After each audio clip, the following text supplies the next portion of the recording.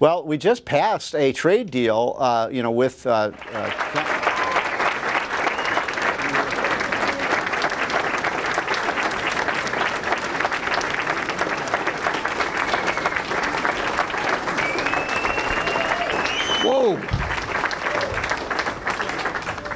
Thank you all for coming out. Today I want to talk about some of the very important issues facing our country.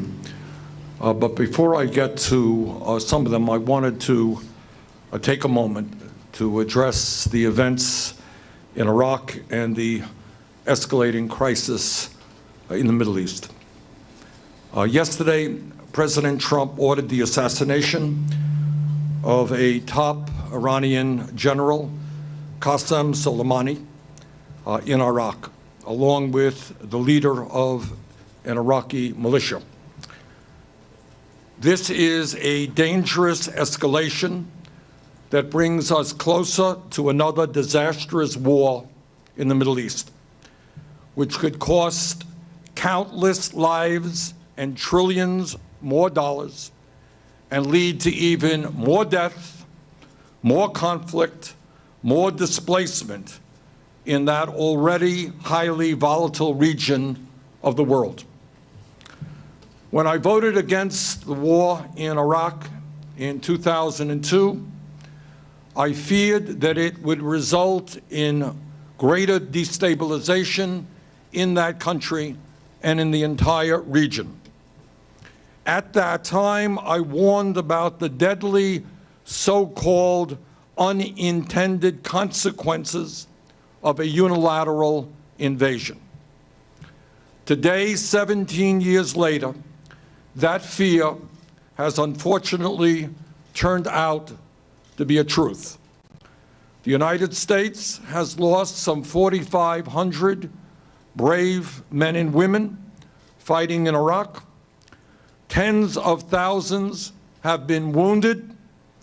Hundreds of thousands of Iraqis have been killed, and trillions of dollars have been spent on that war. The result? Today, we have massive unrest in that country. We have corruption in that country. We have terrible poverty in that country. And now Iraqis want American troops out. All of that suffering, all of that death, all of that huge expenditures of money, for what? It gives me no pleasure to tell you that at this moment we face a similar crossroads fraught with danger. Once again, we must worry about unintended consequences and the impact of unilateral decision-making. And let me repeat a warning I gave in 2002 during the debate over the war in Iraq. Quote, this is what I said back then. War must be the last recourse in our international relations. And as a caring nation, we must do everything we can to prevent the horrible suffering that a war will cause, end of quote. As the former chair of the U.S. Senate Committee on Veterans Affairs, I have seen close up the pain, the death, and the despair caused by war. I've gone to too many funerals in my own state. I've talked to too many mothers who have lost their kids in war. I have talked to too many soldiers, men and women, who have come home with PTSD, who have come home without arms and without legs. And I know that it is rarely the children of the billionaire class who face the agony of reckless foreign policy. It is the children of working families. Let us not forget that when Trump took office, we had a nuclear agreement with Iran, negotiated by the Obama administration, along with our closest allies. Countries from all over the world came together to negotiate that agreement, which put a lid on Iran's nuclear program. The wise course would have been to stick with that nuclear agreement, enforce its provisions, and use that diplomatic channel with Iran to address a wide range of concerns, including their support of terrorism. Unfortunately, Trump ignored the advice of his own security officials, and listened to right-wing extremists, some of whom were exactly the same people who got us into the war in Iraq in the first place. As we all remember, Trump promised to end endless wars. Tragically, his actions now put us on the path to another war, potentially one that could be even worse than before.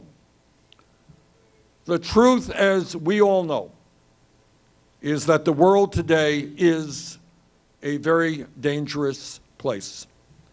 We are seeing a movement all across the planet towards authoritarianism. We are seeing a growing arms race, and we are seeing nuclear weapons in the hands of unstable and hostile regimes.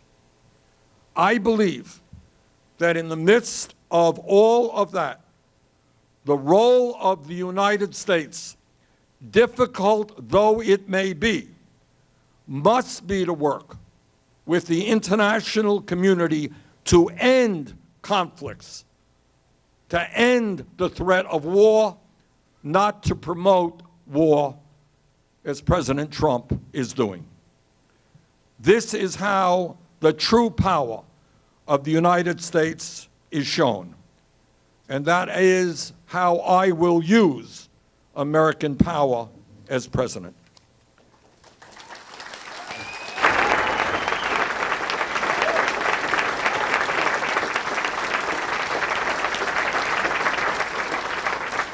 As I think we have seen for several years now, Trump makes decisions impulsively, without explanation, and in this case, as in the past, without any congressional consultation. I believe strongly that a key step in ending our endless wars is for the Congress to reassert its constitutional authority over matters of war.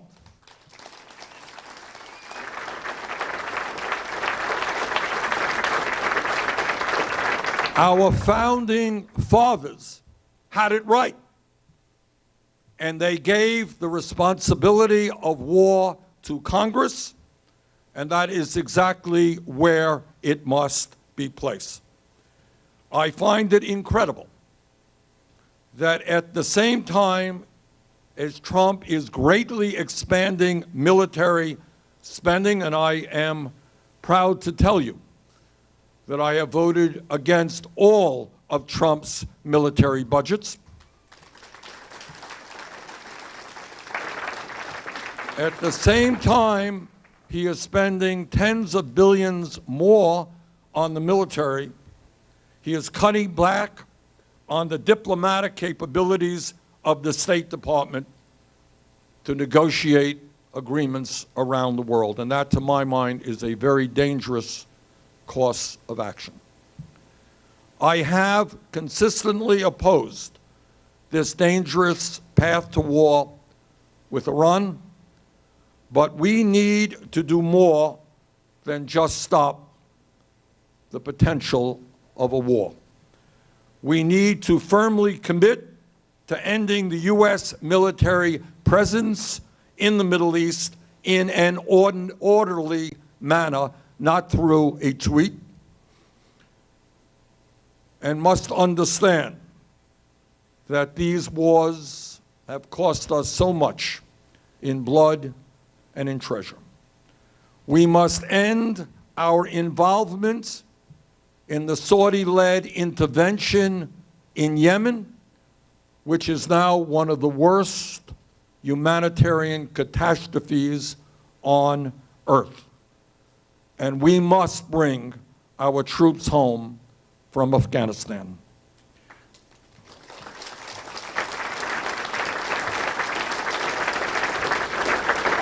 Instead of provoking more volatility in the region, the United States must use its power, its wealth, and its influence to bring the regional powers to the table to resolve conflicts.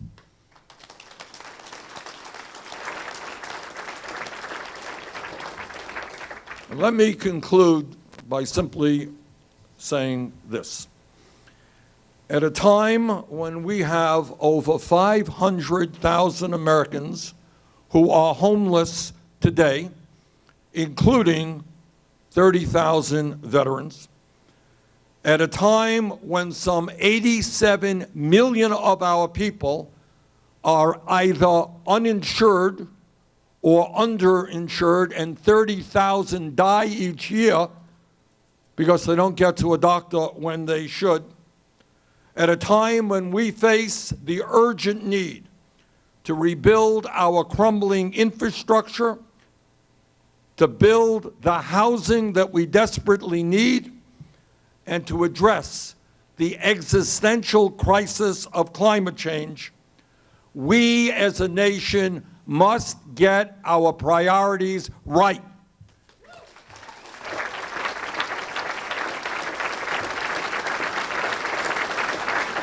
We must invest in the needs of the American people, not spend trillions more on endless wars. Thank you.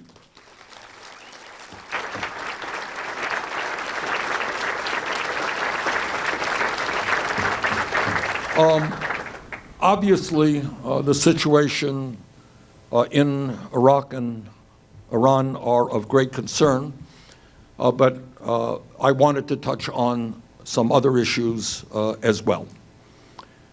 And I wanted to tell you that what our campaign is about and what our administration will be about is not just defeating Donald Trump, who in my view is the most dangerous president in the modern history of our country.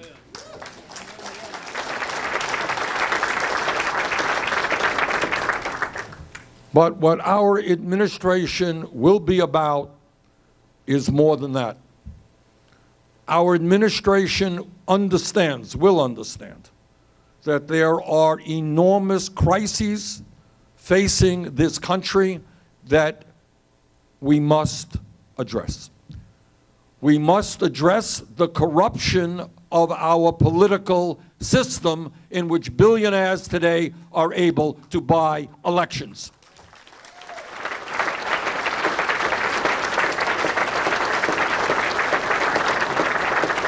Now, I may be old-fashioned, but I believe that democracy means one person, one vote, not big money interests controlling the way our government works.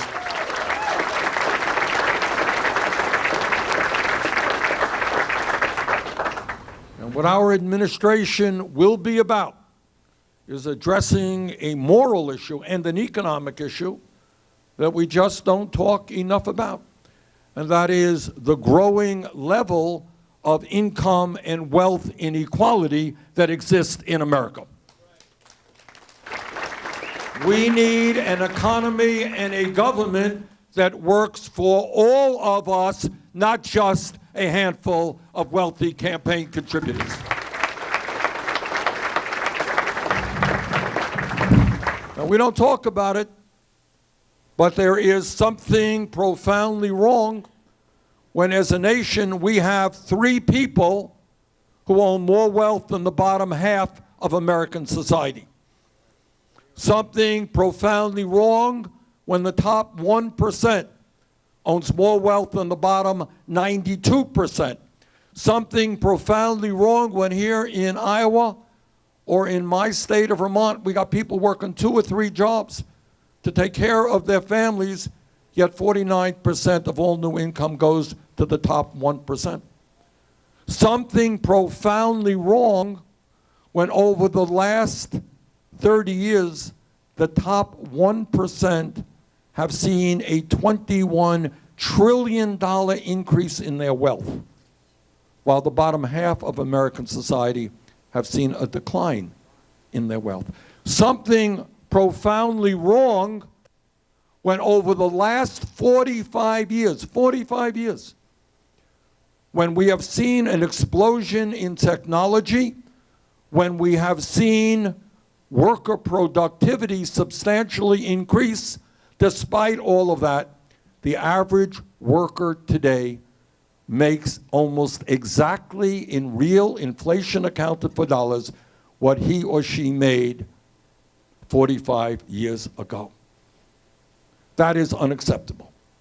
And we together are going to create an economy that works for working families, not just billionaires.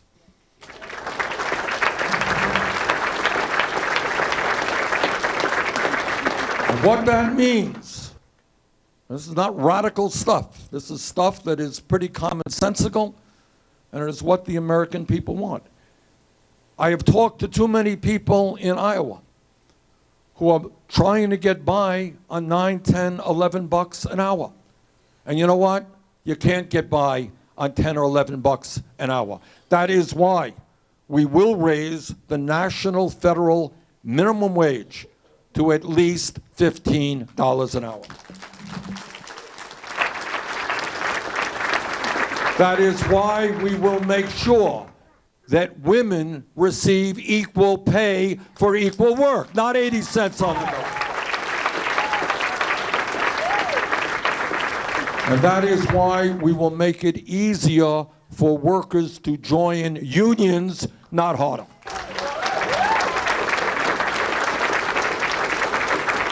And when we look at the future of our country, we must thoroughly re-examine what is happening with education in America and in general, how we treat our children.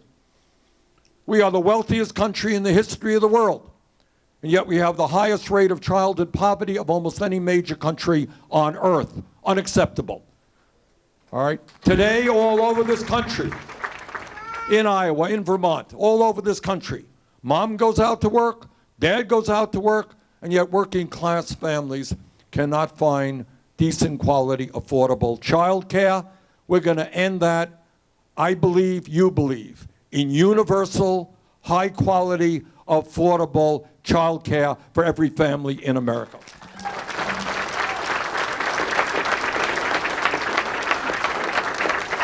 This is the world's wealthiest country. We must have the greatest public education system in the world.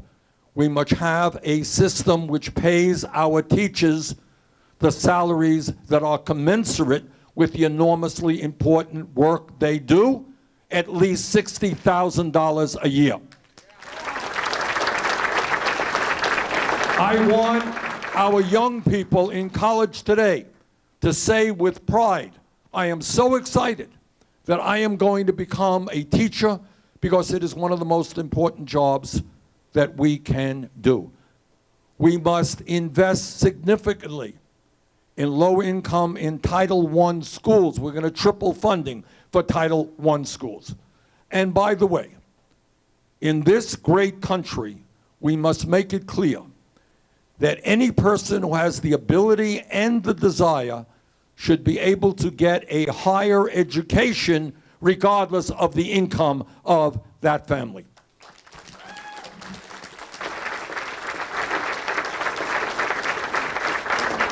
If the United States Congress, against my vote, could bail out 11 years ago the crooks on Wall Street whose illegal behavior nearly destroyed our economy, if 2 years ago Trump and his friends could give $1 trillion in tax breaks to the wealthiest people in this country and the largest private corporations, we can make sure that our public colleges and universities are tuition free, and we cancel all student debt in this country.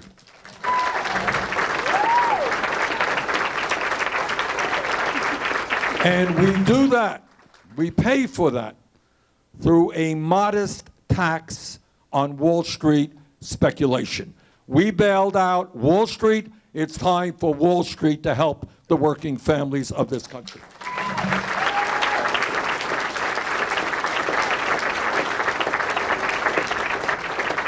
And as president, I will finally lead the way to do what presidents in this country have talked about for well over 100 years, going back to Teddy Roosevelt. And that is that health care is a human right, not a privilege.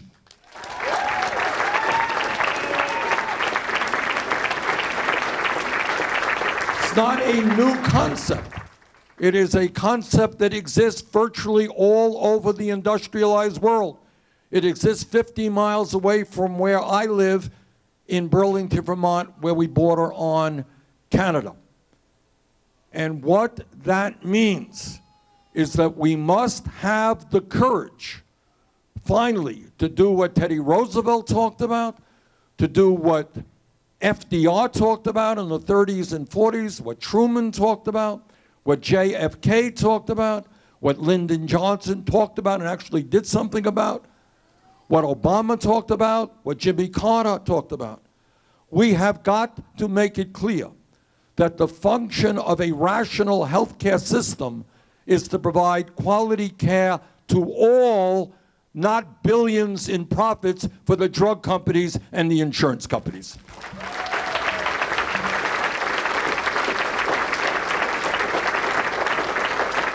And that is why I strongly support and am proud to have written the Medicare for All single-payer bill in the Congress. Now, what does that mean? Now, you're going to hear a lot of misinformation about Medicare for All, so I may as well tell you the truth. Because the healthcare industry and the drug companies and Trump, and the Republicans, and some of the Democratic establishment will be telling you something else. So what does it mean? What do we mean by it? All right?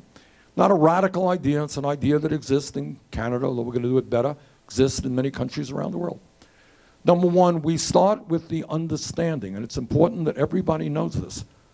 We are now spending twice as much per person on health care as the people of any other country. Got that? We're spending over $11,000 for you, and your kids. Double what other countries are spending. And what are the results of all of that expenditure? We got 87 million people who are uninsured or underinsured. And let me underline that word, underinsured. Okay? We got 30,000 people who die every year because they don't get to a doctor when they should, because they don't have proper insurance. And here's an amazing fact, and I've talked to people in Iowa about this. Because health care is so expensive in this country. We have 500,000 people who go bankrupt every year because of medically related illnesses. Think about that for a moment.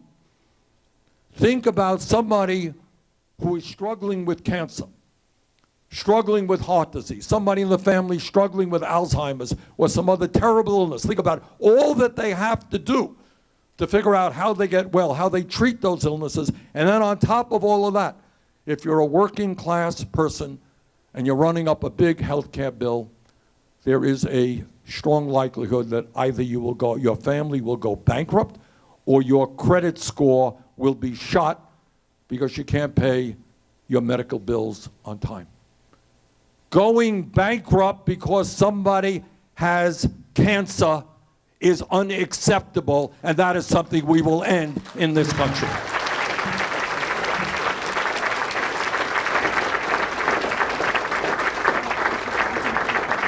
So what is the program? Very briefly, this is what it is, a 4-year transition program, but it starts off by ending premiums in America, all right?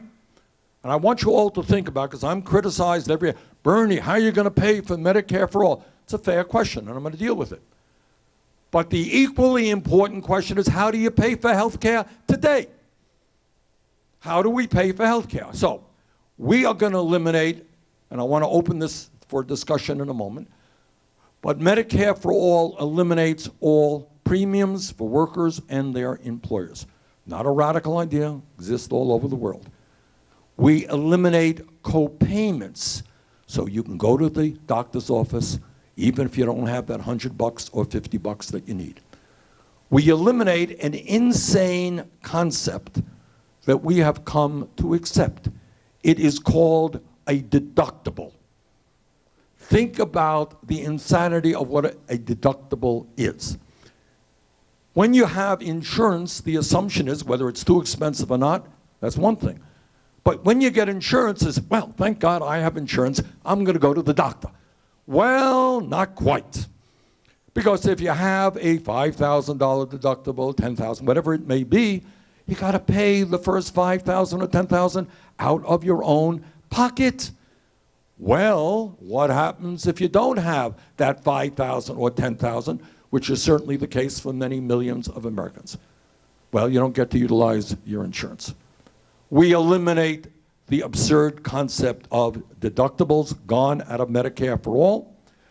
We also eliminate all out-of-pocket expenses. And I'll tell you what else we do. Because Medicare today is a strong program. And I'm sure that people here over 65 are in the program. But we have got to improve Medicare. What we do is expand Medicare to include dental care. Because the last that I heard, dental care and oral health is a health care issue. We expand Medicare to include hearing aids and eyeglasses, and I'll tell you what else we do. We expand Medicare to cover home health care, so that people are not forced out of their homes into a nursing home.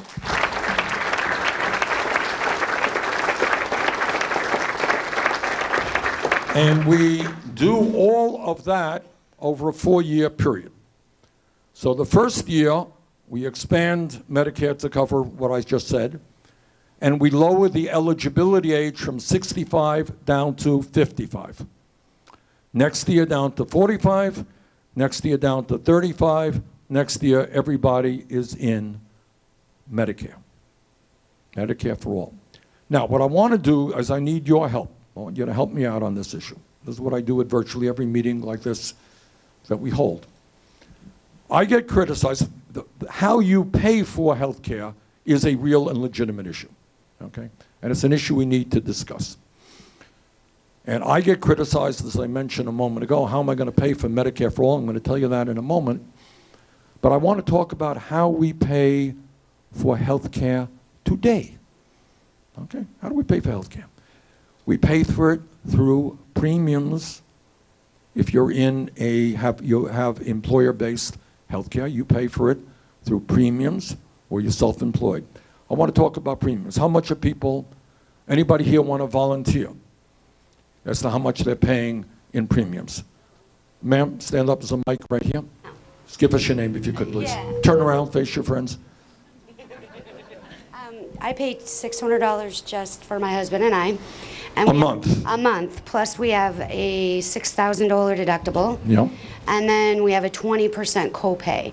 So virtually last year we paid $17,000 in medical, and I'm still making payments today on some of those bills and still paying these high premiums. Okay. So.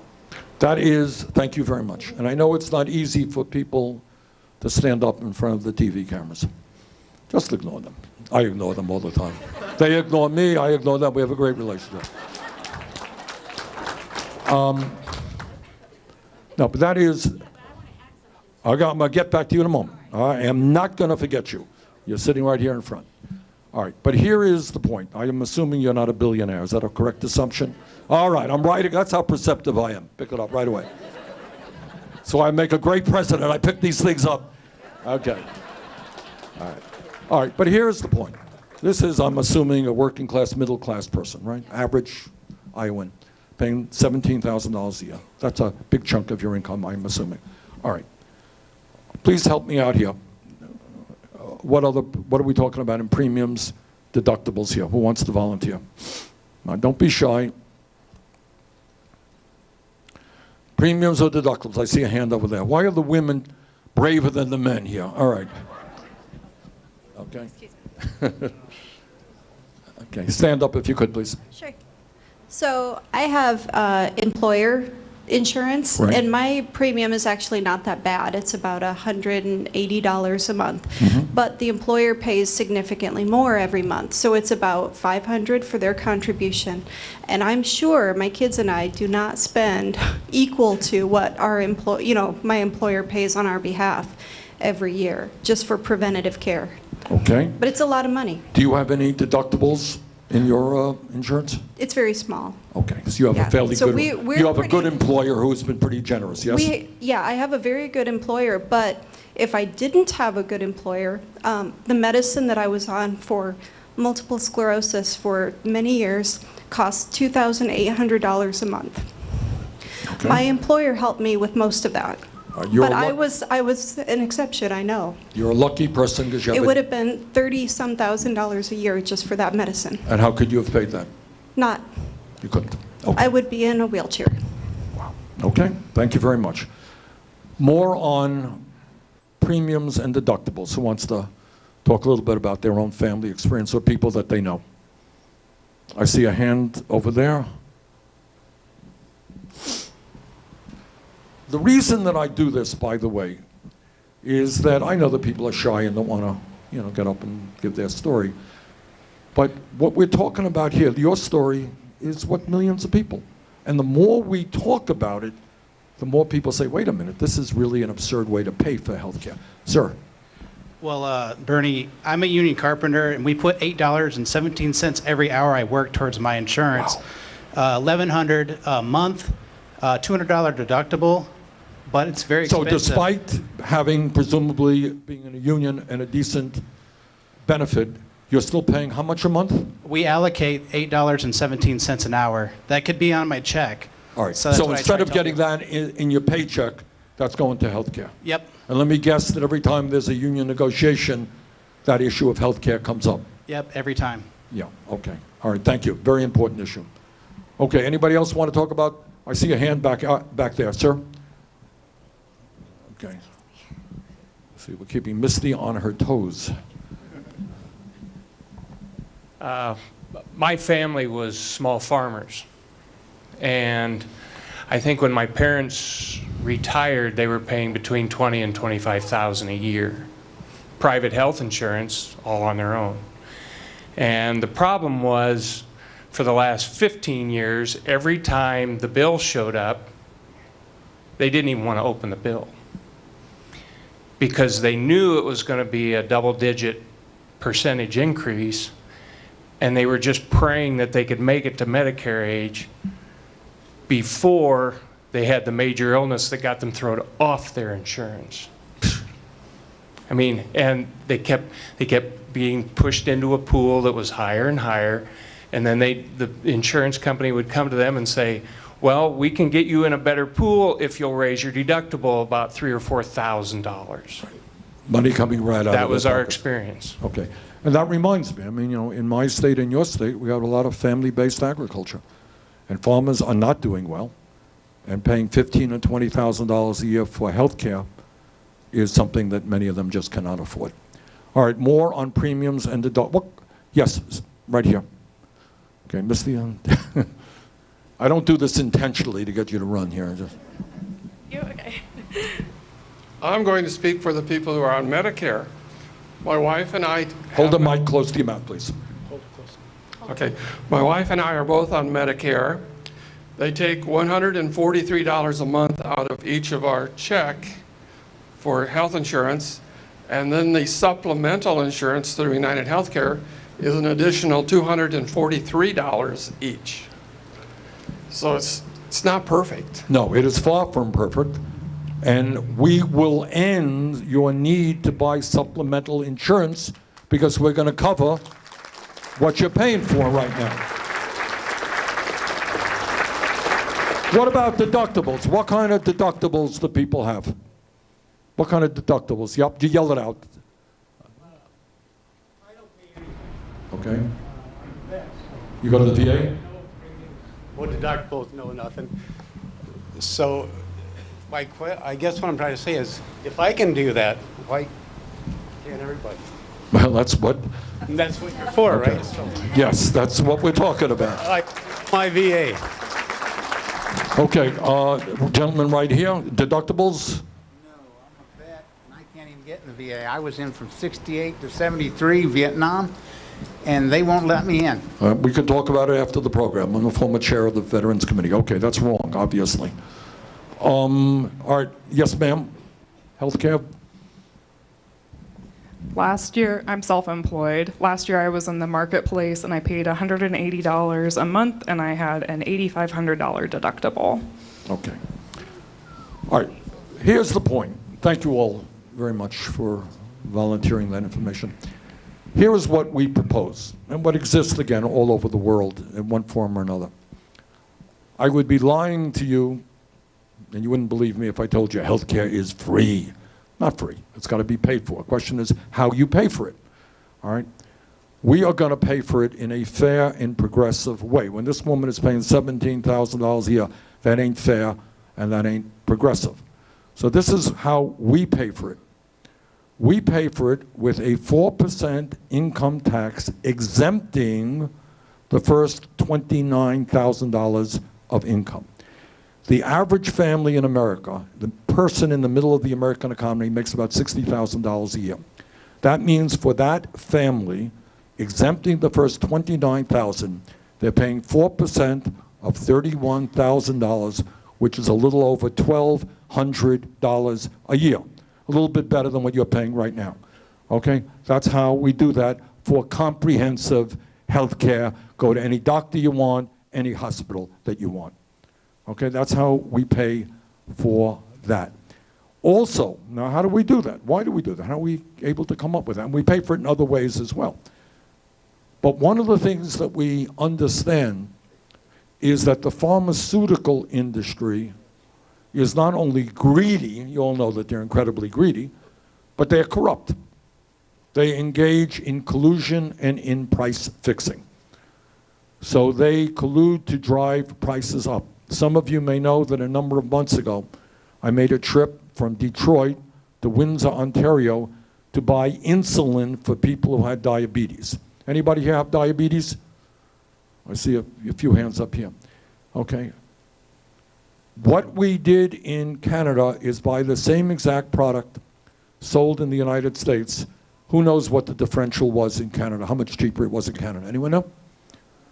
It was 1/10 the price. You got it?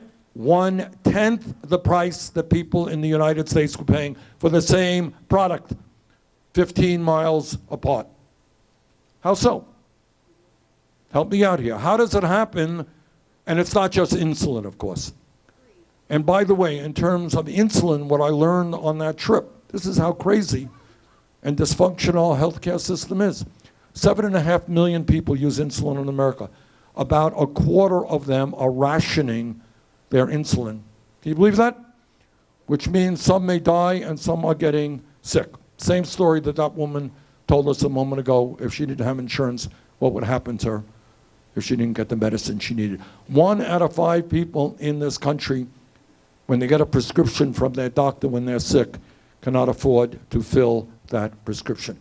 Meanwhile, you'll all be delighted to know that last year the 6 major drug companies made $69 billion in profit. So one of the ways we're going to lower healthcare costs in America is we're going to take on the greed and the corruption of the pharmaceutical industry. The people of our country will not be paying more than the people of other countries for the medicine that they need. All right?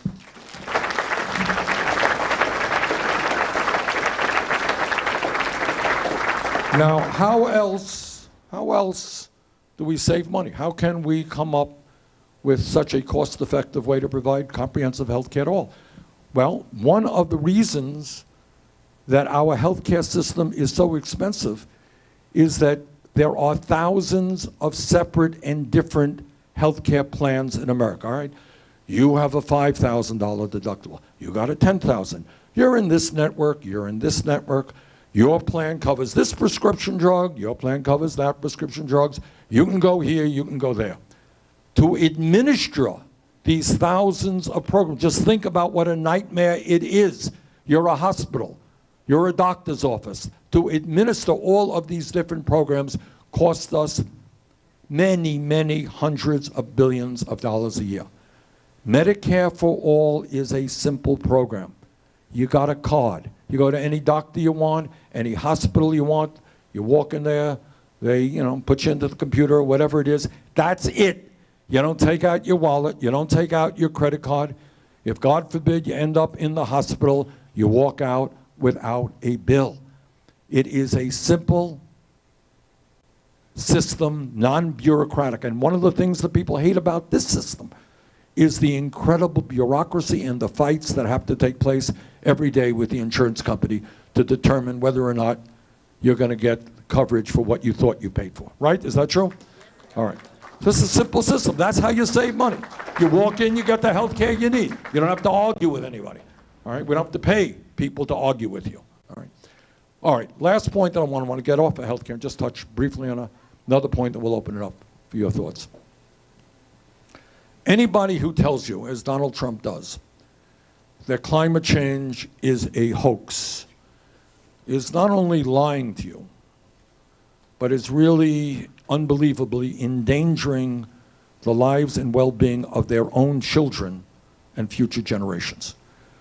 Just astounding to me that people are prepared to ignore what the scientists are telling us and endangering the well-being of their own kids and grandchildren and future generations. What the scientists are now telling us is not just what they have told us for years, that climate change is, of course, real, that it is causing serious damage in our country and around the world.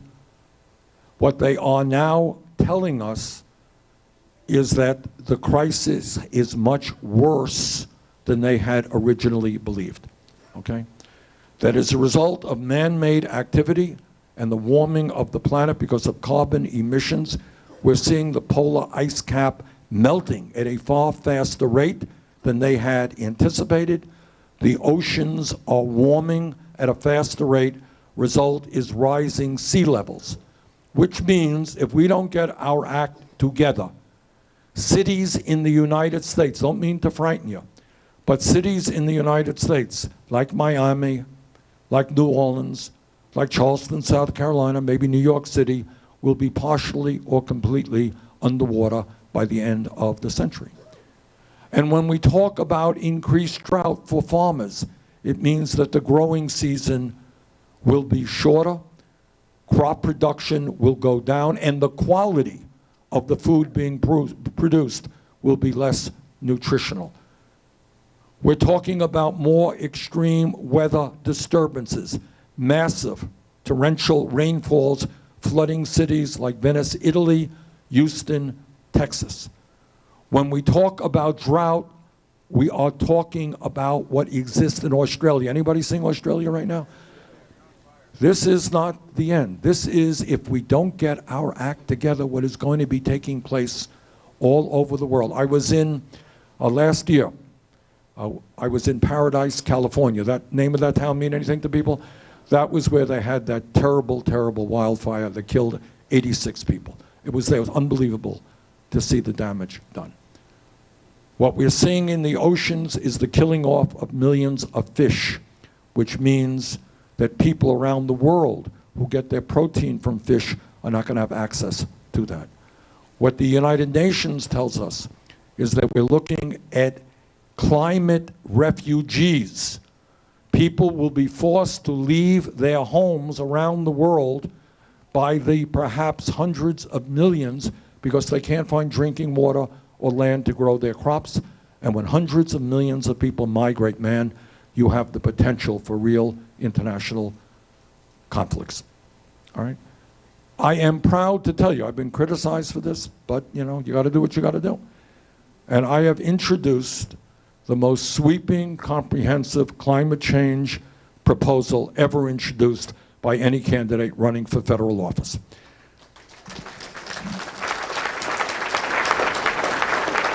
And people say it is too expensive, you know, and you tell me, I want you all to think about what is the alternative? We are fighting to save the planet, and if you think the damage being done in Australia today is cheap, you're wrong. They're going to have to spend billions to rebuild what happened. Think what happened in Paradise, or Hurricane Sandy cost us $60 billion when it hit the East Coast. All right? So one way or the other, we're going to be paying for it. I would rather pay for it to do everything we can to prevent the crises that are imminent. And here is the other problem. It is not just that we have to take on the fossil fuel industry. But if tomorrow the United States did everything great, we transformed our energy system away from fossil fuel to energy efficiency and sustainable energy, that still would not be enough, because this is a global problem. So what I'm here to tell you is, unlike Trump, I will not ignore the problem. I will not tell the people of this country and the world that it is a hoax. What I will tell them is that it is an existential threat to the entire planet. And I will do my best as president of the most powerful nation on earth to tell the people of China and Russia and India and Pakistan and Brazil and countries all over the world that maybe, just maybe, instead of spending $1.8 trillion a year on weapons of destruction designed to kill each other, maybe we should pool our resources and fight against our common enemy, which is climate change.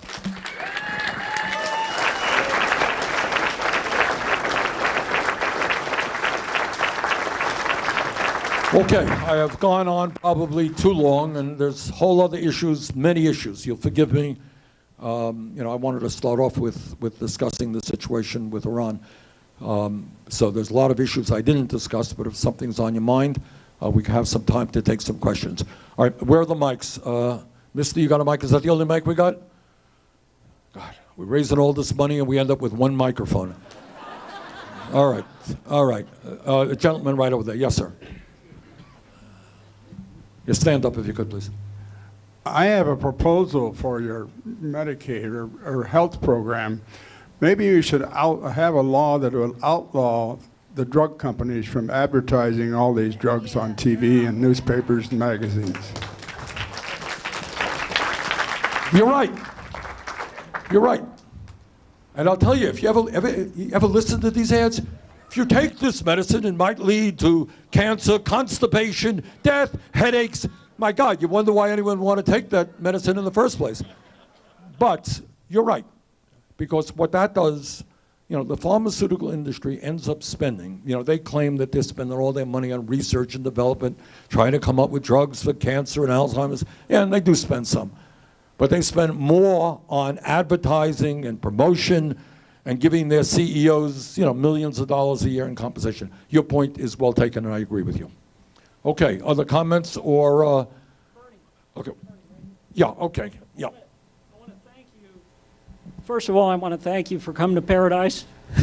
That's where I'm from. Oh, is that right?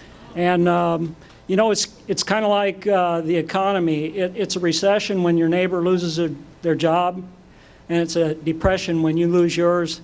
It's inconvenient when somebody else's place burns down, people are killed. When it's your place, it's an emergency. And I appreciate you for standing up for the world, because without addressing climate change, we're doomed, no matter what we do politically other than that. And I want to thank you for that. I got to run because I got to take my sister to physical therapy. And by the way, it costs about $100,000 to get 2 knees replaced in this country today. And that's pretty bad. Okay, thank you. Okay, I see a woman over there, Misty. Hi, Hi, Bernie. I really appreciated your explanation of the healthcare plan and how we were going to pay for it. One thing that I just have a question about, if I misunderstood, was will that 4% tax be a flat tax, or is it going to be progressive? So that someone that makes $250,000 a year, are they going to pay the 4% that someone who makes $60,000 is going to pay? In this case, yes, but we have a number, as my friends on Wall Street and the billionaire class know, we have a wealth tax and in general a progressive income tax to make sure, thank you for raising this issue, that in the midst of massive income and wealth inequality, the people on top will pay substantially more in taxes, but not for health care. They'll pay 4% of their income. Okay, ma'am, right here. I woke up this morning very angry, and then I heard about what Trump did. And I can't call him president because he is not a president. And I'm tired of hearing about young black people getting shot. I don't know what to do. I'm lost. Well, one thing we cannot do is allow Trump or anybody else to put us in a state of despair. Because sometimes they want to do that. It's so, I mean, and believe me, everybody feels that. You read the papers, my God. You know, we talked about climate change. You talk about the potential of war. For the sake of our kids and future generations, and I got 4 kids and 7 grandchildren, we cannot allow ourselves to be in a state of depression or despair. And what this campaign is about, and I'll give you good news, the other side of that despair is, and I don't mean to be boasting here, but you know, we have in this state and all over this country just hundreds of thousands of people who are working hard to try to change this country through a strong grassroots movement. I've been all over this country, and I want you to know there are beautiful people, young people, who really are prepared to fight for justice. And so I want you to know that. But in terms of, you know, you raised the issue of people being shot, African Americans being shot disproportionately, criminal justice is an issue right up there on my agenda. Okay, and in terms of criminal justice, very briefly, we have got to ask ourselves, how do we have more people in jail? We have over 2 million people in jail today, disproportionately African American, Latino, and Native Americans. All right? So what I believe I believe that we should invest in our young people in jobs and education so that when kids are in school, they have the tools that they need, not to drop out, not to hang out on a street corner, but to become productive members of society. We invest in that rather than more jails and incarceration. All right? The other thing we do is end cash bail. Does anyone know what I talk about when I talk about ending cash bail? There are 400,000 people. Now I want you to hear this. This is, you talk about criminal justice? This is criminal injustice. You got 400,000 people in jail today, right now, who haven't been convicted of anything. How does that, you know about that? Okay. How do people end up in jail if they haven't been convicted? Help me out here. They can't pay their bail. So you're arrested. Maybe you're arrested for good reasons, maybe for bad reasons. I don't know. Maybe you're innocent, maybe you're not. But if I put you in jail and you can't afford the $500 you need for bail, you stay in jail. And if you are innocent, you know what you're going to do? You're going to reach a plea bargain which has you pleading guilty maybe when you weren't guilty in the first place. All right? We're going to end cash bail. Tell you something else, what we're going to end. Maybe people agree with me, maybe you don't. But we will end, if I have anything to say about it, the so-called war on drugs.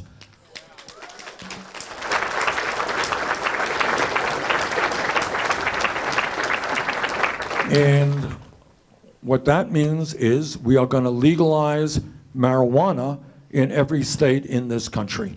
And we'll expunge the records of those who have been arrested for possession of marijuana. We're going to end private prisons and detention centers because people should not be, corporations should not be making more money by having more people in jail. That's a disincentive. We want fewer people in jail. I don't want corporations creating laws to arrest more people so they make more money. So that's, you're touching on a very important issue. And it's one, you know, I normally speak to, but I didn't today because of the Iraq situation. All right, let me get to some people in the back. Okay, I see a gentleman over there.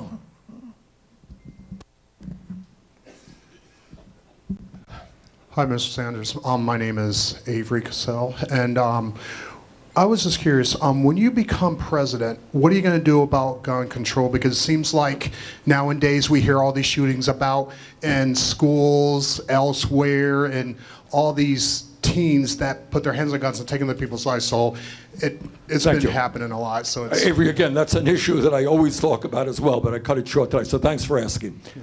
All right, look what Avery is saying.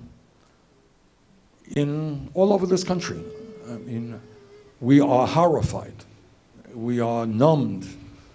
We are frightened by the level of gun violence and mass shootings that have taken place. And, you know, just a while back, a woman in New Hampshire said to me, Bernie, what am I, and by the way, it's not just the killings, it's the fear that exists. Think about it. You know, when I was a kid going to school, you go to school to learn. Occasionally you learn something, you know. Try to learn, supposed to learn. Not all of us were great students. You go to school to socialize. Kids are going into school today frightened.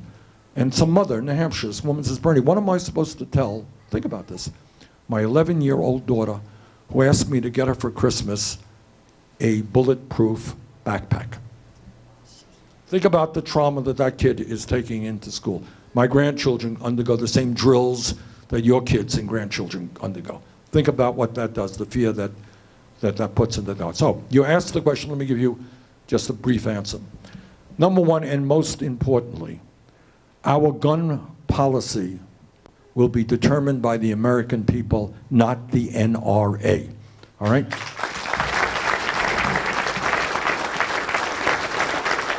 And what we have today is a broad consensus. I'm not here to tell you everybody agrees. But over the years, as a result of these terrible shootings, what you see is gun owners, non-gun owners, people from rural states like mine, where we got many thousands of people who hunt and own guns, and urban areas, you know, like Los Angeles or Chicago. You are seeing a broad consensus. And some of that consensus, it says, we will expand and have universal background checks. If you have a history of violence, you know what? Sorry, you should not own a gun. All right? Number two, we do away with the gun show loophole, which today allows you to legally purchase a gun without doing a background check. Three, we end the so-called straw man provision, which allows you to walk into a gun store today, legally buy guns, do a background check, and then sell those guns to gangs or criminal members. Fourthly, and this is a new consensus which has been forged, I think, in recent years, something I believed in for decades, and that is we end the sale and distribution of assault weapons in this country. Those are weapons not used for hunting. Those are designed, as we saw in the terrible tragedy in Las Vegas a couple of years ago, mowing down people as quickly as you possibly can. These are weapons of war, not for civilian use. Okay, so that's a brief discussion of what we do on, okay, I see a woman over there. Oh, Misty, I'm so sorry, you're running like you. All right, maybe we'll stay on one side and then go to the other side. Yeah. I love your ideas, Bernie, but what are you going to do about the partisanship that prevents any good Democrat from getting anywhere in Congress right now? Okay, we're going to run a different type of presidency in the same sense that we're running a different type of campaign. So I don't want to get you nervous, but we're going to do it very differently than they have in the past. And let me give you examples. And you can see the example in our own campaign. Not so many years ago, I mean, we're talking about, you know, in the last 10 years, when people ran for president of the United States, it was a very simple formula. This is what Democrats did and what Republicans did. You go out to rich people and you go out to their homes and you sit down with 20 or 30 millionaires and you leave with a few $100,000 and you thank them very much and you make sure, they make sure that they continue to have access to you and you do what they want you to do. As a result of this disastrous Citizens United Supreme Court decision, you now have billionaires who can put money into super PACs to help elect the candidates who represent the wealthy and the powerful. So to answer your question, Our campaign is a manifestation of what we're going to do in the White House. We're doing it differently. We have revolutionized how you run presidential campaigns and how you fund them. I do not have a super PAC in which billionaires make contributions. I don't want a super PAC because our campaign and administration is there to represent working families, not the wealthy. I don't go to rich people's homes to raise money. Don't do that. What we do is ask working families to contribute overwhelmingly on the internet. And the result has been that we have received more than 5 million contributions in this campaign, more than any candidate in the history of American politics. Okay? So, I use that wasn't your question, but being a good politician, I gave you the answer before I answered. All right. I gave you that answer to tell you how you can be successful and do it differently. So we're raising money, all right, but we're doing it in a different way. All right, now you asked me the question, how do you deal with the divisiveness, which is certainly very real? And the answer is, we bring the American people together around an agenda that is in fact widely supported by most people, okay? Despite what the media will tell you sometimes, on major issue after major issue, there is in fact widespread agreement. Gentleman asked me about guns. You know what? Most of that agenda that I gave you about guns, most Americans, Republican, Democrat, conservative, progressive, not all, most would say, yeah, that's right. The NRA says no, most Americans say yes. 4 years ago when I was here in Iowa, I talked about the need to raise the minimum wage to a living wage of $15 an hour. And since then, by the way, that concept has spread to many states around America. Most Americans, Democrats, a lot of Republicans, support that idea. Talk about making public colleges and universities tuition free. Well, you know what? Republicans can't afford to send their kids to college either. All right? Republicans are getting drowned with student debt. Republicans don't have any health care or are paying outrageous costs for the health care and the prescription drugs they need. More and more Republicans understand that Trump is wrong, climate change is real. You've had some conservative Republicans working on the issue of criminal justice and immigration reform. So to answer your question, two things. Number one, we bring the American people together in trying to create an economy that works for all of us. And I've mentioned some of what we do. Number two, I will be an active president, and I am prepared to go to states and explain issues like raising the minimum wage to a living wage, to go to Kentucky and to other states to explain to the people there what we are trying to do. And when people begin to stand up and fight for policies that represent working families, no politician is going to stand in their way, okay? So that is kind of, I know you're not 100% convinced, but it's not just sitting down and arguing with Mitch McConnell. It is getting people to stand up and fight back. And when you have that, you know, politicians are many things. They're not stupid. And when they begin to see that people want to raise the minimum wage to a living wage, that they want Medicare for all, for their own political survival, that is what they will do. That's what our approach is. Okay, I see a gentleman right next to you, Misty. This will have to be our last question, sir. Hi, Senator. My name's Everett Chase. I'm running to be the state representative for this district. And I have a question for you about trade. Good. I work up the road at Walmart, and I know that a lot of the products that come into our store come from China. Yes. And as a lot of us know, the reason they can make it so cheap is because they use exploitative labor in foreign countries. So my question for you is if you would be in favor of a trade agreement or a bill that would heavily tax or outright ban products that were made using exploitative labor practices in foreign countries. Well, it depends on what you mean by the word exploitative. Right now in China, people are being paid, or Vietnam, or even in Mexico, less than a couple of bucks an hour. So to answer your question, you're looking at somebody who voted against NAFTA, against permanent normal trade relations with China, and other disastrous trade agreements that have cost us millions of jobs. Thank you. Okay, and I will create a trade policy that is fair, that works for workers in this country and workers abroad, not just for the CEOs of Walmart and large corporations. All right, I apologize. I think we've got to get going here. Let me just conclude by simply saying this.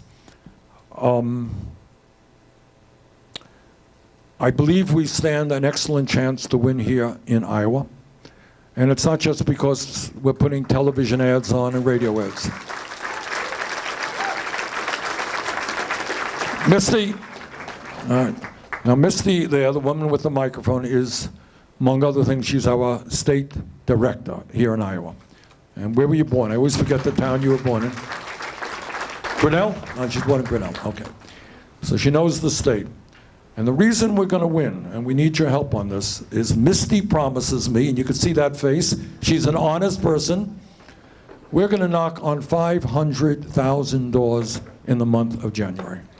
All right? We're going to be talking to people all over the state, and we're going to be urging them to come out on caucus night, which is February 3rd.